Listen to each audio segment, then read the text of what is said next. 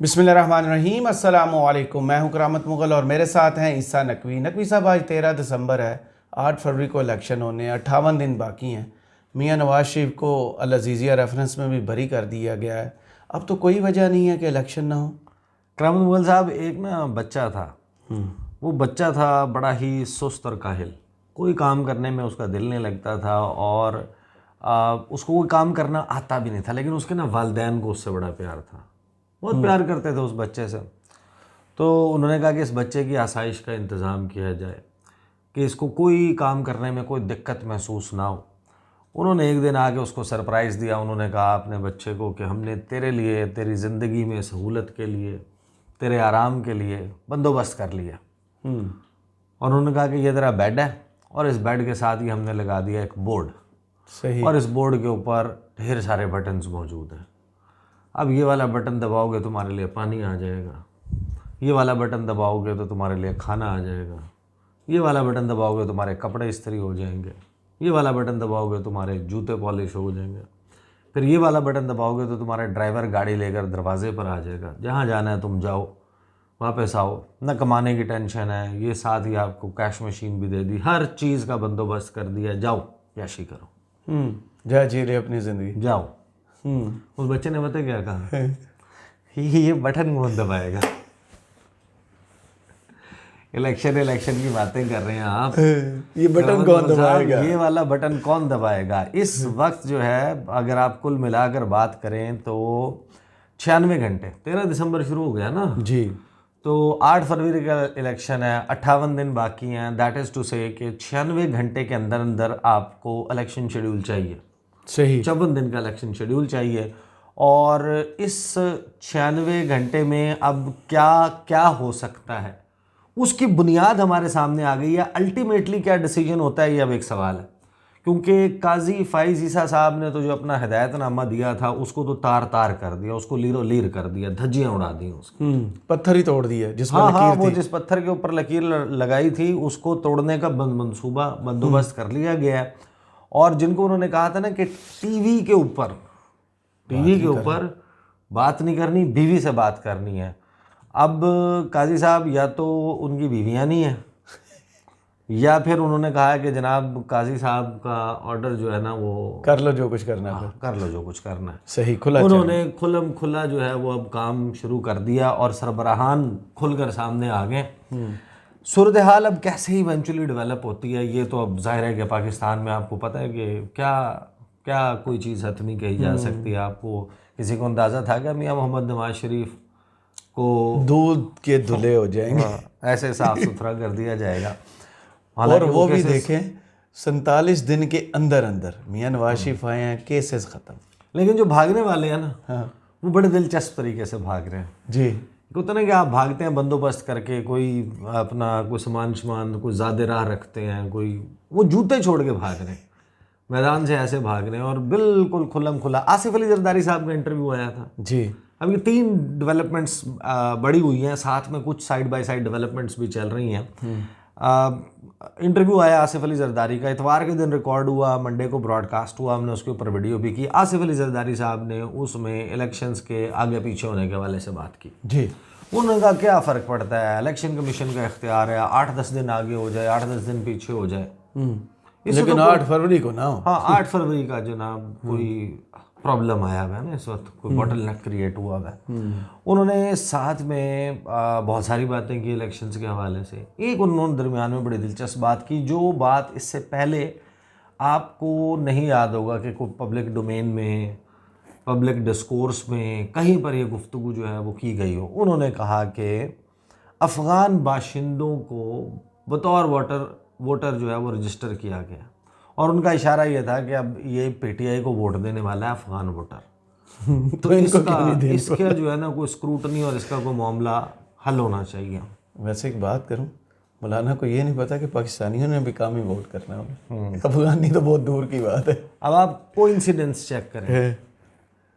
Coincidence ये है कि उससे अगले दिन आसिफ अली जरदारी का ये इंटरव्यू आने के अगले दिन मौलाना फजलुर रहमान साहब जो है वो सेम चैनल के ऊपर, यानी सेम एंकर के साथ एक इंटरव्यू करते हैं और वो DI खान में मौजूद होते हैं। और वो जो इंटरव्यू देते हैं उसमें मौलाना फजलुर रहमान सबसे पहले तो ये कहते हैं कि ये इंकशाफ उनको इसके बारे में पता चला आसिफ अली जरदारी साहब से। यानी कि एक दिन पहले, 24 घंटे पहले पता चला। यानी आप जिस सूबे में हैं, आप जिस सूबे में सियासत करते हैं, जिस सूबे की सियासत करते हैं, आपको आज तक इस बात का पता नहीं था, और क्योंकि आसिफ अली जरदारी साहब ने ये कह दिया है तो मौलाना फजलुर रहमान, मैं उनकी गुफ्तगू का ना एक छोटा सा हिस्सा सुनवाऊंगा भी कि वो उनका मुद्दा क्या है और वो अब क्या अर्जी डाल रहे हैं। मौलाना फजलुर रहमान ने कहा कि जब उनसे सवाल हुआ ना कि जरदारी साहब ये फरमा रहे हैं, अफ़गान वोटर्स की बात कर रहे हैं कि अफ़गान बाशिंदे जो हैं वो पाकिस्तानी वोटर लिस्टों में मौजूद हैं। अब एक चीज़ आप अपने जहन में रखें कि पाकिस्तान में आईडी कार्ड जो है नादरा का जारी किया हुआ, वो आपका बहुत ज़रूरी है, इसेंशियल है फॉर बीइंग अ वोटर जी। अब अगर आपके पास नादरा का कार्ड है तो आप पाकिस्तान के शहरी हैं, फिर तो आप अफ़गान बाशिंदे नहीं है ना यार। अगर आप किसी भी नेचुरलाइजेशन के अदरवाइज किसी ड्यू प्रोसेस से पाकिस्तान का आईडी कार्ड हासिल कर चुके हैं, what does that mean? That means कि you are a Pakistani citizen. और कितना कॉन्फिडेंस इन्हें कि वो जो है वो वोट इन्हें नहीं देंगे। हाँ, और कोई भी शख्स जो है वो उसके पास अगर आईडी कार्ड है तो वो फिर अब अफ़गान बाशिंदा तो नहीं कहलाएगा, वो पाकिस्तानी और फिर उसके पास ये इख्तियार मौजूद है, हक मौजूद है कि वो वोट डाले। तो मौलाना फजलुर रहमान ने और आसिफ अली जरदारी साहब ने जो राग छेड़ा है ना, ये बड़ा बेडार किस्म का सुर है। इसमें मौलाना फजलुर रहमान कहते हैं कि बिल्कुल अगर ऐसा है जैसा कि उन्होंने फरमाया आसिफ अली जरदारी ने, तो मैं ज़रूर कहूँगा कि इसको साफ़ होना चाहिए और ऐसे तमाम वोट ख़त्म किए जाएँ, इसकी तहकीक होनी चाहिए और इलेक्शन कमीशन इस हवाले से इत्मीनान हासिल करे। जैसे जरदारी साहब ने कहा है कि अगर कुछ दिन मौखर होता है और हमें चंद दिन की ताख़ीर के साथ एक शफाफ इलेक्शन मिलता है तो ये कोई बुरा सौदा नहीं है। हमने इतना अरसा इंतज़ार किया है तो चंद दिन और इंतज़ार कर सकते हैं, और अगर आइन के अंदर दर्ज मुद्दत के तहत आपको इंतखाबात चाहिए थे तो हमारे ज़िमनी इलेक्शन तो सितंबर में हो जाने चाहिए थे, या खैबर पख्तूनख्वा के इलेक्शन तो कम से कम सितंबर में हो जाने चाहिए थे। अच्छा, ये it didn't make sense but he said this. आगे उन्होंने कहा कि वैसे भी अगर हमने उस लकीर को क्रॉस तो कर लिया है, और अगर क्रॉस कर लिया है और इतने अहम सवालात पैदा हो रहे हैं तो हमने इस वक्त सियासी पॉइंट स्कोरिंग के लिए तो सियासत नहीं करनी। मौसम है, लॉ एंड ऑर्डर है, इसको सियासी बयान न समझा जाए। होगी किसी को जल्दी या ताख़ीर, लेकिन हम नफ़े नुकसान की बुनियाद पर बात नहीं कर रहे। ये ज़रा उनके अल्फाज में सुने, ये सेम बात नहीं लेकिन इससे थोड़ी सी मिलती जुलती एक और जो उन्होंने गुफ्तगू की है ना, वो गुफ्तगू बड़ी दिलचस्प है और वो इसी से मुतल्लिक है, और वो बेसिकली चाहते क्या हैं मौलाना फजलुर रहमान, वो पता चलेगा आपको। चीजें तो मैं पहले से कहता रहा हूँ, मौसम वाली बात उस पर मुस्तज़ाद थी, और अब जरदारी साहब ने एक और इजाफा कर दिया कि खैबर पख्तूनख्वा में बहुत से गलत वोट इंदराज किए गए हैं, बल्कि अफगान शहरियों के वोट इंदराज किए गए हैं। तो ये तो मजीद तहकीक तलब मसला बन गया है इलेक्शन कमीशन ऑफ पाकिस्तान के लिए भी, इसका तहकीक की जाए, और अगर ऐसी कोई बैरून मुल्क शहरी यहाँ हमारे वोटों में दाखिल हो गए हैं तो उनका तस्वीर होना चाहिए, क्योंकि वहाँ वोट तो डालते नहीं है। कौन उनका वोट कास्ट करता है, कौन फिर उससे वो बक्से भरता है, क्या नतीजे बरामद करता है।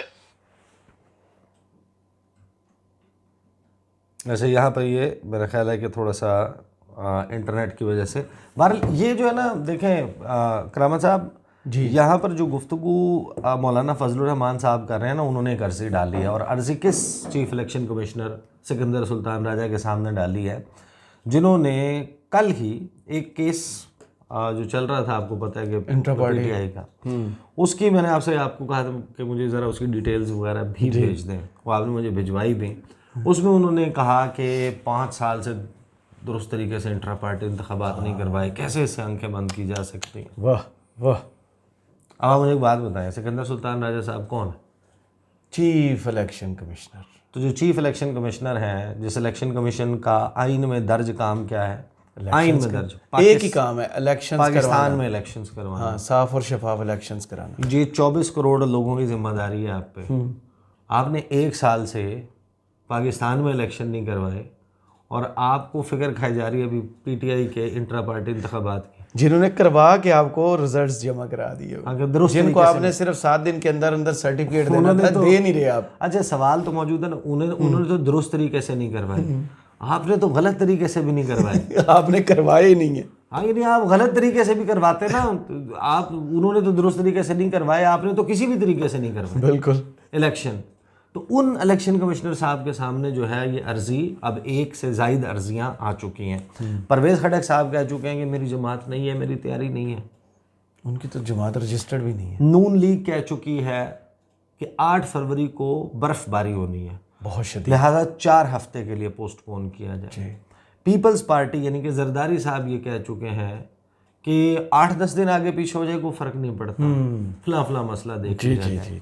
और मौलाना फजलुर रहमान ने कहा है कि इसकी अब वोटर लिस्टों की तहकीकात, और उन्होंने इमाम बनाया है आसफ अली जरदारी को, और उसके पीछे उन्होंने तकलीद में खड़े हो। और ये चुटकुला, ये शोशा बिल्कुल नया आया है, it's very new of its kind, जो अभी आया है। और इसकी बुनियाद पे आप देखें, बेसिकली मैं इसके हवाले से अब अपने शो में भी बात कर रहा था, राना एहसान अफजल थे, उन्होंने कहा नहीं जनाब इलेक्शन हो जाने चाहिए, लेकिन वो जहाँ पर ये कोई मसाइल है, लॉ एंड ऑर्डर की सिचुएशन, लॉ एंड ऑर्डर की सिचुएशन तो है पाकिस्तान में, आज से तो नहीं। आप वो सेंसिटिव हल्के होते हैं या सिक्योरिटी डबल कर देते हैं, या फिलहाल उन हलकों में आप इलेक्शन रोक लेते हैं? नहीं, वो तो मेरा ख्याल है कि अब मनसूबा उनका जो गुफ्तगू से और जो मामलात चल रहे हैं वो तो शायद पूरे सूबे का है उनके मुताबिक। यानी कि I can't make a guess on that, but लगता ये है, मुझे ये लगता है कि वो कहते हैं कि यार ये जो उनको इमेजेस नज़र आए हैं, मरवत साहब, शेर अफजल मरवत, वो निकल रहे हैं, और खैबर जितने पख्तूनख्वा में सर्वेज जो आए लोग हैं निकल रहे हैं, केपी में तो 70% से ऊपर। अच्छा, इनको अंदाज़ा इस बात का नहीं है कि खैबर पख्तूनख्वा तो थोड़ा सा डिफरेंट सूबा है ना, वहाँ पर तो अभी आपको लोग इस तरीके से निकले हुए नज़र आ रहे हैं जो यहाँ पर पंजाब में। इनका ख्याल है कि पंजाब में जो लोग निकलेंगे जिस दिन जाएंगे वोट देने के लिए, तो वो वोट इनको डालने के लिए जाएंगे। जब आप इस मुल्क के साथ इतना बड़ा, यानी कि आपने इसको मासी बेड़ा बनाया हुआ है, इसको आपने जनाब अपना सियासी अशराफिया का अस्तबल बनाया हुआ है, यहाँ आपने घोड़े बांधे हुए हैं, यहाँ पर आप अपनी निशानाबाजी कर रहे हैं, आप अपने शौक़ पूरे कर रहे हैं, आप कुर्सी कुर्सी खेल रहे हैं। यानी इस वक्त पूरी की पूरी जंग कहाँ घूम रही है कि बस हमें किसी तरीके से वापस आना है और इमरान खान को माइनस करना है, हमने अपनी सियासी राजधानी को। अच्छा, फिर साथ में एक और बड़ी दिलचस्प डेवलपमेंट हो गई ना इसी वक्त के दौरान, एक खबर चली कि 2-3 दिन पहले मुलाकात हुई थी निगरान वज़ीर आज़म की कोई कारोबारी शख्सियात से, बिजनेसमैन से, कोई स्टॉक एक्सचेंज के लोगों से जी। उसकी अंदरूनी कहानी बैक वक्त ARY पे और जियो टीवी के ऊपर चलती है, ज़राए के साथ एक जैसी खबर, एक ही जगह से आई होगी, एक जैसी खबर। और वो खबर जनाब मैं आपको बता देता हूँ, एक तो मैं आपको सुनवा देता हूँ, एक मैं आपको बता देता हूँ। पाकिस्तान स्टॉक एक्सचेंज के दौरे पर निगरान वज़ीर आज़म से कारोबारी शख्सियात की मुलाकात की अंदरूनी कहानी, और इसको ARY ने रिपोर्ट किया। और ARY इसको किस तरीके से रिपोर्ट करता है, ARY कहता है कि इस मुलाकात के दौरान ताजरों की अक्सरियत ने निगरान सेटअप को जारी रखने का मुतालबा किया। वाह। मौजूदा सेटअप 2 साल जारी रहना चाहिए। मईशत मुकम्मल बहाली के लिए तसलसल ज़रूरी है। ज़राए ताजर बिरादरी। PM ने चंद रोज़ कबल स्टॉक एक्सचेंज कराची का दौरा किया था। इस पर ज़रा इनका भी बीपर सुन लें, फिर मैं आपको जियो का दिखाऊंगा। शख्सियात की मुलाकात की अंदरूनी कहानी सामने आई है। मुलाकात में ताजरों की अक्सरियत ने निगरान सेटअप को जारी रखने का मुतालबा किया। इस पर बात करेंगे। नईम अशरफ भट्ट हमारे नुमाइंदे हमारे साथ हैं। नहीं बताइएगा मजीद क्या मुतालबात किए उन्होंने?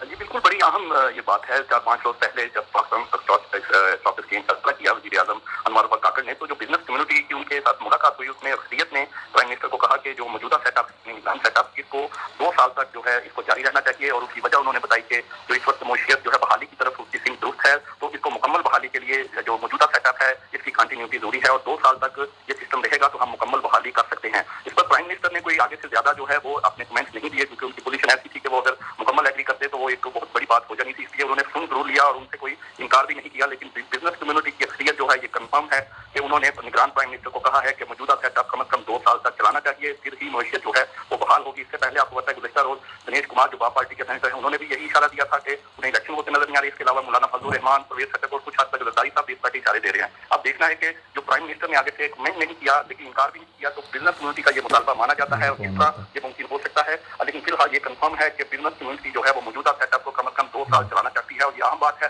हो सकता है कि आगे चलकर इनकी बात सुनकर सामने भी आए और शायद इनके मुतालबे पर जो है इसको रिव्यू भी किया जाए।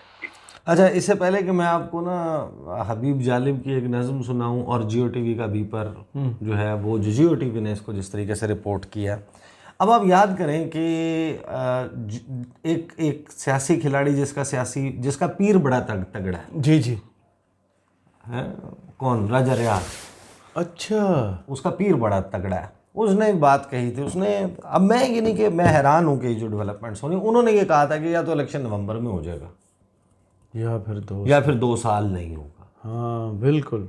अब 2 साल की कहानी शुरू हो गई है। ये आपने सुन लिया जनाब, जियो टीवी के ऊपर आ जाए। वज़ीर आज़म साहब इलेक्टेड बंदे नहीं हैं, 2 साल का मैंडेट उनके पास है नहीं, और एक कम्युनिटी कैसे कह सकती है कि नहीं इलेक्शन। ये सुने जनाब। कराची के ताजिरों के ग्रुप ने निगरान वज़ीर आज़म से इलेक्शन ना कराने का मुतालबा कर दिया है। कराची के ताजिरों के ग्रुप ने निगरान वज़ीर आज़म से इलेक्शन ना कराने का मुतालबा किया है। इस बारे में बात करेंगे नुमाइंदा जियो न्यूज़ अयाज अकबर यूसुफ से। अयाज, क्या कहना है इन ताजिरों का?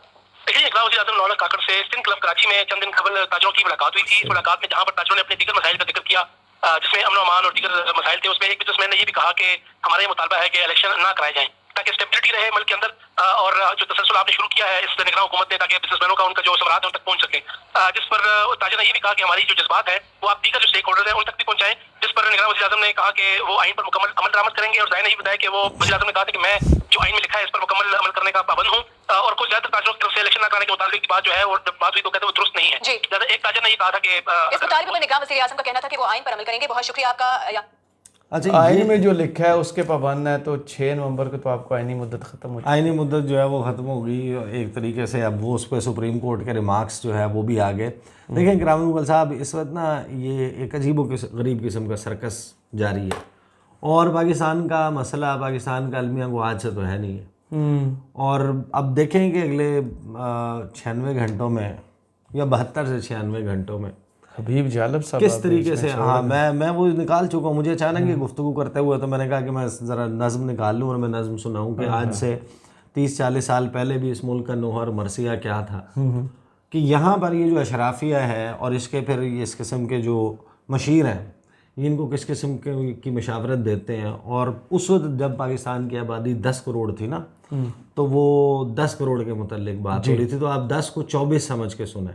चले नज़्म मशीर जी। मैंने उससे ये कहा, मैंने उससे ये कहा, ये जो 10 करोड़ हैं जहल का निचोड़ हैं, इनकी फ़िक्र सो गई, हर उम्मीद की किरण जुल्मतों में खो गई, ये ख़बर दुरुस्त है इनकी मौत हो गई, बेशऊर लोग हैं ज़िंदगी का रोग हैं और तेरे पास है इनके दर्द की दवा। मैंने उससे ये कहा, तू खुदा का नूर है, अक्ल है, शऊर है, कौम तेरे साथ है, तेरे ही वजूद से मुल्क की निजात है, तू है महर सुबह नौ, तेरे बाद रात है, बोलते जो चंद है सब ये शर पसंद हैं, इनकी खींच ले ज़बां, इनका घोंट दे गला। मैंने उससे ये कहा, जिनको था ज़बां पे नाज, चुप हैं वो ज़बां दराज, चैन है समाज में, बेमिसाल फ़र्क है कल में और आज में, अपने खर्च पर हैं कैद लोग तेरे राज में। आदमी है वो बड़ा, दर पे जो रहे पड़ा, जो पनाह मांग ले उसकी बख्श दे ख़ता। मैंने उससे ये कहा, हर वज़ीर हर सफ़ीर बेनज़ीर है मशीर, वाह क्या जवाब है, तेरे जहन की कसम खूब इंतखाब है, जागती है अफसरी कौम महव ख्वाब है, ये तेरा वज़ीर ख़ां दे रहा है जो बयां, पढ़ के उनको हर कोई कह रहा है मरहबा। मैंने उससे ये कहा, चीन अपना यार है उस पे जान निसार है, पर वहाँ है जो निज़ाम उस तरफ न जाइयो, उसको दूर से सलाम, 10 करोड़ ये गधे जिनका नाम है अवाम, क्या बनेंगे हुक्मरां, तू यकीन है ये गुमा, अपनी तो दुआ है ये, सदर तू रहे सदा। मैंने उससे ये कहा। तो ये जो है ना, इनको बता रहे हैं भैया अब आप सदा रहें। कुर्सी है, कुर्सी का जाहिर है कि आपको पता है कि नशा ही लग नशा है, और वो फिर कोई भी नहीं छोड़ना चाहता। तो अब यहाँ पर इस वक्त कुर्सी के जिन लोगों के लाले पड़े, जिनको ये लग रहा है इलेक्शन हो गया तो हमारा कोई चांस नहीं, जिसको हमने जेल में रखा हुआ है उसकी पार्टी आ गई, eventually in due course of time वो बाहर आ गया, तो वो अडियाला जेल में, तो फिर हम अडियाला जेल में होंगे। हाँ, फिर सारे होंगे। तो ये इस वक्त कुल इनकी कंपनी ज़रा बड़ी हो जाएगी। बड़ा इंटरेस्टिंग टाइम स्टार्ट हो गया। और काजी फाइज ईसा साहब, आपकी बात जो है ना वो अब काजी साहब का इम्तिहान शुरू हुआ है। मान कोई नहीं रहा। ये वही पीढ़ी डिले है के ना। ऊपर डिले के लिए ना सिर्फ बातें हो रही हैं, डिले के लिए कोशिशें हो रही हैं, और कोशिशें पार्टियों के सरबराहान कर रहे हैं। तो आपने तो कहा था कि पता नहीं क्या होगा, तो फिर आप कर लें जो इनका करना है। Let's see. अदालत आपकी है, हथौड़ा आपके पास है, तो आप करें ऑर्डर। खामोश। बहुत शुक्रिया ईसा नकवी आपके तजिए का। कमेंट्स बॉक्स में हमें ज़रूर बताइएगा ये वीडियो आपको कैसी लगी। इजाज़त दीजिए। अल्लाह हाफिज़।